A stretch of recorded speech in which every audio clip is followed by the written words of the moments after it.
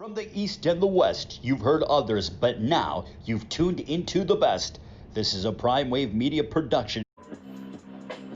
This is the premier sports betting show, the Primetime Angles, with the one and only Pop DiBiase. All right. It is time for the premier sports betting show with the one and only Pop DiBiase, the primetime capper. And boy, oh boy, it is going to be a good day today. Is it not going to be a good day today? Pretty much we got ourselves a very fun day going ahead of us. We got Game 6 of the World Series today. That is our only betting situation today. But as usual, you already know it's Tuesday, so bets lists are getting unveiled. So we're going to be going through the AAC bets list and the ACC bets list as well too today. So you guys be prepared for that as well. Last night was great. Rams Bears wound up being literally pretty much a sweep because, come on, it was a prop play and we missed it by a half. We missed it by the hook.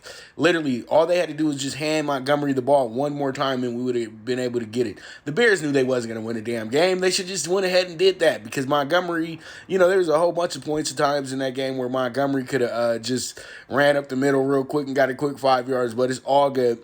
We cashed out the under 19.5 on the Bears team total. We went ahead and got the -6. That was a show bet as well, too, on the NFL Bet Exchange. And we also were able to get home the under 22 first quarter play as well. And then Jared Goff also got us a touchdown last night, 2 touchdowns last night to go over 1.5 touchdowns for the night as well, too. Am I missing something? We had the Rams line first quarter, the minus hook.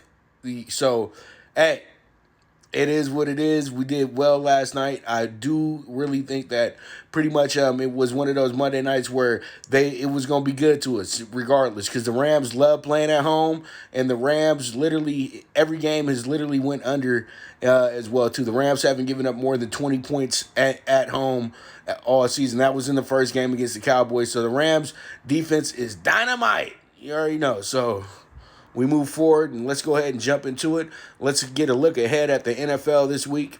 And pretty much Week 8 is a very decisive week in the league as well, too.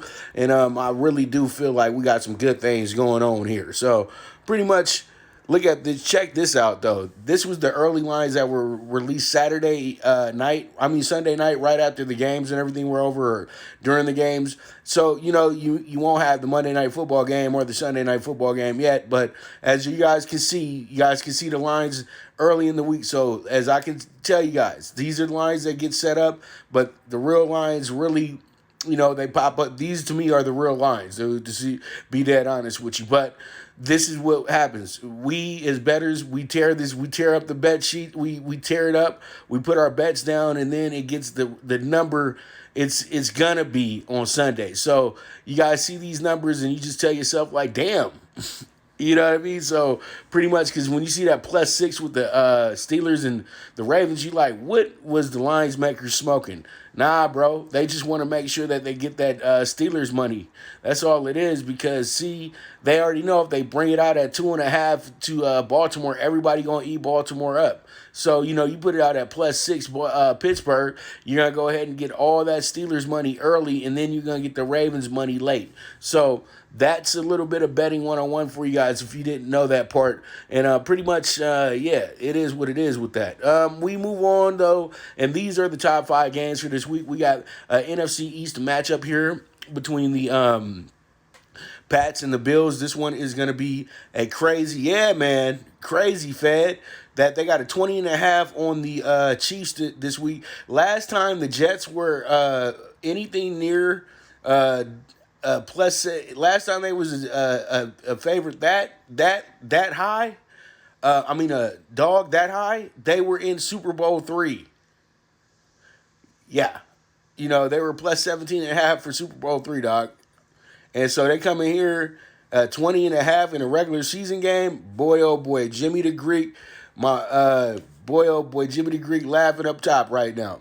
And you know why? Just because, like, the greatest lesson Jimmy the Greek taught a reporter one time. A reporter was ragging when he said, "Hey, Jimmy, why did you put out a 17.5 point spread?" Jimmy said to him, he said, "You know that everybody named Mama was going to take the Colts. And so if I put the Colts out at 7.5, they was going to take the Colts. If I put them out at 9.5, they're going to take the Colts. But regardless of anything, you had a good time, didn't you? You had fun with it, didn't you? And pretty much, yeah, I look pretty crazy doing that. But at the end of the day, I did that for the bettors because, you got to give the bettors a fair line, and that was considered the fair line in that game. So it is what it is, baby. So 2-4 Patriots, very surprising with that. And then we got the Bills 5-2, who look like they might be coasting to their first AFC East title in about 25 some odd years. So pretty much they have a 3.5 here and an over-under of 44.5. I expect this to be a low-scoring game. I expect it to be a defensive game here as well, too. But I have more, I'll talk more about it as we get into NFL Bet Exchange and everything this week, and as we get into our Sunday, as we get more and more into what the week opens up. But I just see in this game as one of the top games this week because this right here is going to tell you exactly what the Patriots are going to be this season. Are they going to be a team that's going to be charging at the end, or are they going to be a team that's just going to go ahead and say, you know what, we've been dominant for the last 20 years, and we're probably going to have to take a break this season to structure the gears a little bit. And here goes the game of the week, and this is what caught me off guard. This is now at a 3.5, rightfully so. But it came out as a +6, so you know that they were chasing the Ravens' money. They were chasing the Steelers' money early. So as I said before, they're probably going to want to get the Steelers' money early. You get the Ravens' money late. Saints Bears. Surprisingly, this is going to be a big game this week. And you guys are I know you guys are looking at me. What does he mean, big game this week? You guys got to understand when we're getting into the playoffs. They also use conference records as a way to disseminate who's going to be moving forward as well, too, and who's going to be staying back. So this game is very important because if it comes down to the end of the season to say the Saints beat the Bears and either one of those teams have to get in, then if there's a tiebreaker situation where both of them win on the final week of the season, then the Saints would get in. Vice versa to the Bears. So this game is super important. So it's like, as you could say to me, a playing game somewhat. If the scenario calls for it, you know what I mean. So 4-2 Bears and 4-2 Saints, 5-2 Bears. Let's see if the Bears are really up to it because after what they happened last night against the Rams, everybody got that feeling like I don't know about the Bears now. But you know what? They're still a good team. It just was one of those nights, and the Rams came to play defense. That's all. It's just simple as. And then you have the Rams at the Dolphins. This game is a popular game because why? Tua. And Tua's going to be starting. We're going to see if Tua has anything to offer us and see if he's going to be exactly what they're trying to, play him up to be. So we're going to see how it goes. But I still think that they made the move a little bit too soon, but we will see. If he winds up winning, then, all of Miami will be like, we told you so. And if they wind up losing, they're going to be like, man, they should have made him wait. I want Fitzpatrick back in the game. So, they can't make their mind up. It is what it is. But the Rams should be very confident going into that game. And I really think that this is going to be one of our better games on Sunday. And right now, it looks like it's under the radar, but it's going to be a damn good game, in my opinion. And then you got the 49ers and the Seahawks. I feel like this is probably the best game of the week, to be dead honest with you. You got the Seahawks back at home. They don't have to play on Sunday Night Football either, and they're going to go against the 49ers, who won their last 2 games in a row after dropping 2 games in a row. So you got this 49er. Actually, I think they dropped 2 games in a row. And then, you pretty much got this Niner team that's feeling pretty confident after what they did to New England. Nobody has ever went to New England and whooped them like that. And pretty much in the Belichick era. Now, before Belichick and Parcells got there, a lot of teams used to go up to Foxborough and beat them by 30 plus. So that is not the first time the Patriots got whooped. It's just the first time they got whooped with Belichick coaching them. So 49ers at Seahawks. I think this will be a very, very good game. And I like it. I like it a lot. So let's see how it shakes out, man. These are my top 5 games for this week. So these are the games that I would say, you know what, study them a little bit tougher than you study in the rest of these games this week, and see what you can do with it, man. Choose one that you would maybe think could be your big play for Sunday as well, too. You no doubt about it. All right, so we move on. Let's go ahead and talk some bets list. And oh boy, we got the bets list this weekend. We got ourselves a really good game going between ECU and Tulsa. Tulsa is the fireman, the fire team. CBS Boxing News Incorporated, brother Christian, how you doing, buddy? How's everything going? Much love from LA to New York. Hope everything is well with you, brother. All right, so over 59.5. East Carolina is coming into the game pretty much as a team that you look at and you say, should I take them seriously or are they going to get blown away? They're a question mark. So you don't know how they're going to approach this game and how well they're going to do in this matchup against Tulsa. But Tulsa's been playing some very, very good defense. And Tulsa's been surprisingly very good, period, point blank for the season as well, too. And it's just, I think to them, it's about time. So pretty much what we do here is I'm going to go ahead and take the over 59.5 here because we all know ECU gives up a lot of points, and we know that Tulsa can put some points on the board as well, too.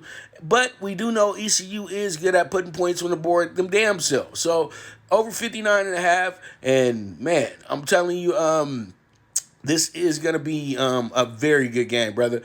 Man, hey, I'll be back in New York next year, man. You know how they shut us down, brother. We was all supposed to be out there for the T.O. Loma fight, but, hey, it is what it is, man. But I'm going to holler at you, though, CBS. Temple, money line. This one is going to be a good one as well, too. Temple's in a matchup where it looks like Tulane should be able to get the better of them, but I honestly think that Temple has had two of the more tougher matchups to start the conference playoff, and I think what happens here is going to be a good game for Temple against Tulane. They're going to wind up putting in a defensive clinic. I'm feeling like, I feel like they're going to do their thing on the defense, man. So pretty much Temple money line plus 140, and there it is. Brother, you moving a little bit too quickly for me, man. We'll be talking baseball at the moment. We're talking college football right now. And then you got Cincinnati. Cincinnati got a good game as well, too. But this one right here, you can bet it either way. I like Cincinnati because they're at home. They're playing hellified football. They blew away an SMU team that blew away this Memphis team as well, too. But once again, you have to remember, this is Memphis. And Memphis has been the top dog in the conference for the last few years as well, too, with UCF. But this time around, though, Cincinnati is a team that knows that they should be the best team year in, year out in this conference. They're coming from the Big East, and they were upper echelon in the Big East when the final years of the Big East. So they've been kind of playing patty cake a little bit for a while here in the AAC, and I think this year is the year that they can go ahead and step it up big because they have a lot of really good players on that team that have been around for a few years now. So Cincinnati, I like them a lot. I think Cincinnati actually wins this game by 10 or better. So let's see how it shakes out. And then we got UCF. UCF has a really good game as well, too. They have a matchup that calls for them to play a certain style of football against Houston. So pretty much you can feel an up and down game coming, but I really do think UCF will have enough at the end to beat them as well, too, because it just seems like UCF been really ringing the Houston's bell the last few times they played. So we'll see how it goes. We'll see how it shakes out, and we'll move forward from there. And then you got Navy. Navy's coming in once again as a big dog here. They're plus 14 in this spot this week, and I really truly feel that Navy is going to be actually come up pretty big in this spot, to be dead honest with you. They're going to actually be able to cover, and they're going to make this, they're going to really, this is what they're going to do. They're going to cut this game in half. That's what they're going to do. They're going to take that highly potent offense and make them, really work for what they're going to get. But you know what? That's just having hope. This team is not the same team that they used to be, so we'll see how it goes. But plus 14 was very hard to pass up. So there it is with our first list of the week, the AAC, and we move forward with the ACC. The ACC has some really good games going on this week, and we got BC, and they are the bum of the week for you know what? I don't mean to say it like that because these kids are not bums. These kids are highly trained athletes that are trying to play at the highest level. But it just seems like It's boys versus men. You know what I mean? And that's what just is killing me about Clemson's whole dominance of the ACC. It's just really, when you look at it, you be like, damn, this ain't fair, man. Stop it, man. You know what I mean? So pretty much, I like the plus 31.5 on BC. BC's the type of team that you'll beat on them, but they're not gonna just sit there and lie down and just get rolled over like that. They're not gonna get whooped like Georgia Tech did, or was it Georgia Tech that they went out there and just absolutely crushed 73-7? Yeah, that's not gonna happen here with BC. I think BC will at least get beat by 4 touchdowns. Okay. You know, it just seems like don't nobody got a chance against this team, but they will get beat by 4 touchdowns, guaranteed. You know, Syracuse was all up in it last week. You know, they were 46-point dog last week, and you knew you had to take that one even if you was blindfolded. You had to take it regardless. Give yourself a chance, but 31.5 points, I'll take a 31.5 point lead to start the game against Clemson. No problem. All right, Boston College, there it is, plus 31.5. And then we got Syracuse in a possible upset game for them this week. They're going against Wake Forest, and Wake Forest is good, but they're not minus 11 good. So we're going to see how it goes. When they give a team way too many points as a favorite, in my opinion, it doesn't matter who they're playing against. Sometimes they just can't play up to that point total. So I think that Syracuse could possibly cover in this game, could possibly win the game as well too. So let's see how it shakes out in the Carey Dome. But I got Syracuse plus 11. All right, so we have the Notre Dame Georgia Tech game, and Notre Dame, you boys been really good to the kid the last few weeks. We were able to get the over 26.5 in the first half last week when in the Pittsburgh game. This week, Notre Dame goes against Georgia Tech, one of the worst defenses in the conference, and a team that is literally easily gives up 35 points a game, like minimum, seriously. So pretty much Notre Dame should go into this one and be able to run the same type of plays and situations that they did against Pittsburgh, but probably be even more successful here. So the over 57 seems like it's a double down bet in my opinion. So Notre Dame, Georgia Tech, over 57. Let's see how it goes. Virginia Tech's coming in as the slight favorite in this game, and I think that this team, Virginia Tech, is going to go ahead and they're going to answer the bell for this game right here. They're going against Louisville. Louisville had a monster win last week, but that was last week. This is this week. Virginia Tech should come into the game, play good Virginia Tech hokey football, and go from there. So I'm taking Virginia Tech with the minus 165. And last but not least, the oldest rivalry in the South, the North Carolina Tar Heels and the Virginia Cavaliers. So if you're from the country and all that good stuff, you know about this rivalry. These boys go back and forth. They've been going at it since the early 1800s, like mid 1800s. So these schools really don't like each other, and we know why. And you got to understand, these is like schools that was part of the colonial wars and stuff like that. So pretty much that's how far this football game goes back. So pretty much, Dez, you can't stop crying because I gave you another shot in the NFL, even though you thought that you was entitled to that position, brother. But I'm happy to see you back, though, man. Hopefully you can go ahead and make it to the first game and not tear anything up before you get there. But shouts out to Dez. Glad that he's back in the league. Hopefully he can make some type of impact on the Ravens. But under 61.5, I'm doing this because North Carolina is not playing the same type of football they do at home. They seem like they don't score as much on the road, and the games be a little bit closer too. And Virginia had a really close game last week with Miami, who I think might be a better team than North Carolina. But we'll see, though, because Miami and North Carolina do face off because they are both in the Coastal. So there it is, under 61.5. ACC bets list, and let's see how it goes. And guys already know, if you missed this or anything like that, I'm gonna be doing a total bets list show, pretty much with just a compilation of everything that I've been talking about, and put it towards another movie and everything like that and everything, so you guys can have your college football list and not be hitting me at 5 a.m. on Saturday like, where's the list at? even though you put it out 16 times already. All right, so there it is, and we have the Game 6 of the World Series tonight, and we got the Rays and the Dodgers. Dodgers are in their de facto home game tonight, and if we were in LA, honestly, the vibes would be Dodgers, Dodgers, Dodgers. But since early this morning, I got up early too, 5 a.m. Since early this morning, all I've seen is Rays, Rays, Rays, and Rays. I don't know. If the whole world's on them, I don't know. That might be a problem. That might be something that tears everybody up. But the moment is here, Dodger fans. There is no excuse no more. I know you guys put yourself in a position where you really got to probably have to go to relievers and things of that nature. But this young pitcher, Gosselin, somebody need to pep talk with him. Seriously. They need to have a good pep talk with him before the game. And I would say why don't they put Earl Hershiser or somebody on the phone?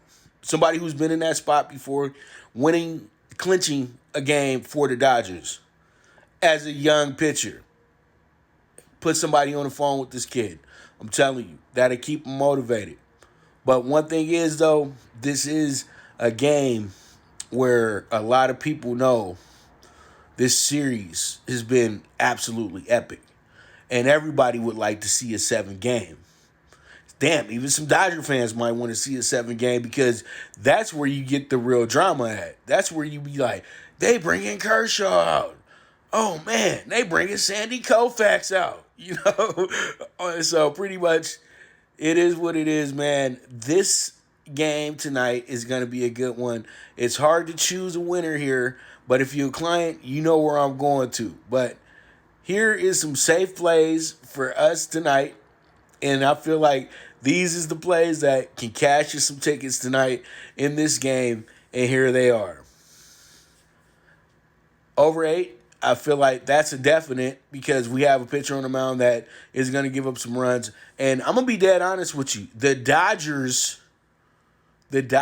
actually caught the rhythm of Blake Snell late in that 5th inning. That's why they pulled him out. You know what I mean? This guy went from having a no-hitter to being pulled out 2 hours later. So put that in your head. The Dodgers have been looking at film all week since they played him. They've been looking at film literally all night since they played him. And I'm going to tell you like this. These are professionals. They're going to pick up on them tendencies, bro. And I don't know if Snell's going to have a back-to-back, gym. Because I felt like they saw everything they needed to see in those first 5 innings. And on the second time around, they'll be ready for those pitches that they was missing, in my opinion. But we will see. We will have to see. Because this is a big moment for the Dodgers, and we know the Dodgers seem not to come up in big moments. So we got to just play it one out at a time. All right, and then I like the over 4.5 for the first 5 innings as well, too. I think that both these teams are going to start the scoring very early and often. And I think that we could get the winner will probably scoring double digits today. That's either side. Y'all. So over 4.5 for that first 5 innings. And then the Rays have a really good play here that should hit. Rays over 3.5 runs. That should be a go as well, too. And yes, score first inning. Score first inning. That's been the trend. Look, I think they scored in the first inning of every game except for one, to be honest with you. So there it is. Hopefully we sweep the board tonight somewhat again, because we killed it on Sunday and we killed it yesterday. So hopefully we can kill it today. And then tomorrow we'll just have college football to talk about. And, ode to the Dodgers. But those are the plays, and that's where I'm going to with this, and that's it. And that's all for the baseball for today. All right, we move on, and I got the Mountaineer Primetime Bets late pick 4. We got race 7. Best value is going to be an allowance race. $20,000 purse. Here, I'm going to go with a... Man, I put all those horses in, and pretty much forget about that. Just forget about it. What you got? Because I put in the late pick 4, all that stuff, but I don't feel like dealing with this today. So it is what it is, man. What you got? But I do have. I'll fix it up for you guys. But that's the late pick 4 for sure. We got the all bet going in leg 1. We got leg 2 with the 1 horse, and we got the leg 3 with 2, 3, 8, and then we got the 3 and 4 in the late race. And yeah, that horse for sure is with this Dragon Drew. But those other 2 horses are from yesterday. So it is what it is, and pretty much I'll fix that up for you guys, and we'll go from there. But I thank you guys very much for tuning in to the Premier Sports Betting Show, and you already know what it is, man. We are on our way, so if you're trying to get to this, but yeah, man, I thank you guys very much for tuning in today. Pretty much, hopefully, we can go ahead and cash out those World Series bets as well, too. We are recording the NFL Bet Exchange today, me and Jeff, so you guys be on the lookout for that. It will be available Thursday at 3 p.m. Pacific time, and then it will be on the Zingo TV for the next few days, Thursday through Sunday as well, too. All right, and so pretty much this show I'm thinking about maybe next month.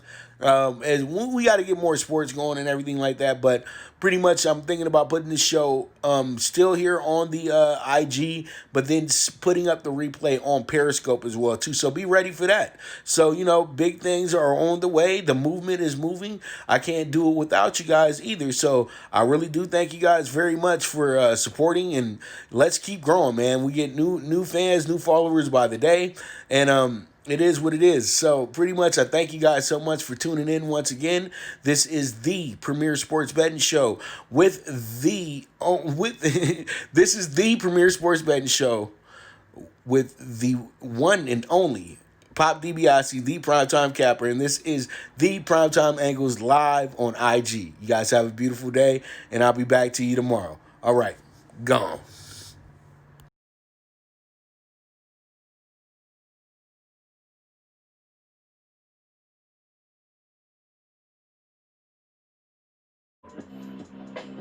This is the Premier Sports Betting Show, the Primetime Angles with the one and only Pop DiBiase. From the East and the West, you've heard others, but now you've tuned into the best. This is a PrimeWave Media production.